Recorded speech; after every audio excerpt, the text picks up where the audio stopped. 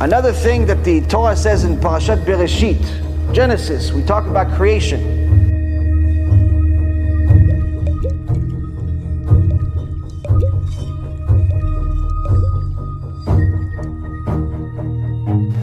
Hashem says that He split the water from above the heavens from the water from below the heavens. Now the water below the heavens, if the heavens is the sky, water below the heavens, we see it, we know it, it's the ocean. 72% of the world is water. So so we see that there's water. But Chazal says, no. The water here is not the real water. The water here is very, very little.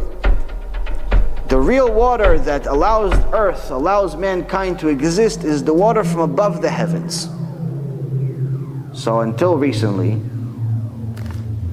we didn't discover any water anywhere. Mars doesn't have water. Pluto doesn't have any water.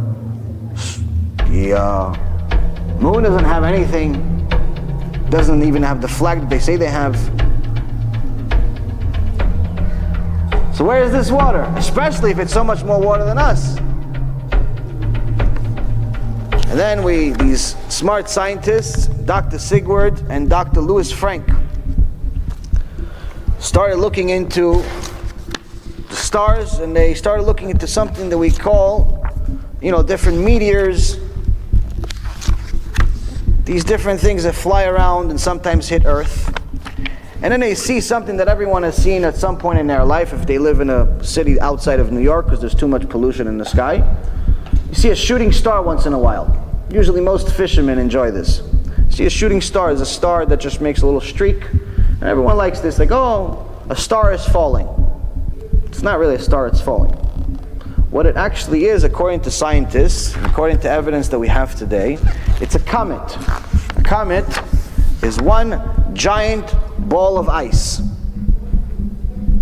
And the streak is being made because it's going in a direct line to across the sun. So it's melting much faster than it would melt normally. So that streak is actually water, a huge amount of water. And that water arrives here. Every single day, millions and millions of comets go through the atmosphere and they melt by the time they come to Earth. And that's the actual water that revives us and that allows us to survive.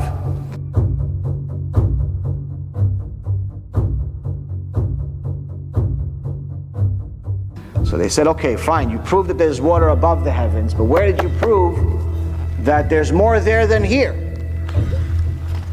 So these telescopes finally came through, finally caught up to us, and say, oh, actually, the outer shell of the entire universe, so if you have a universe, this is everything.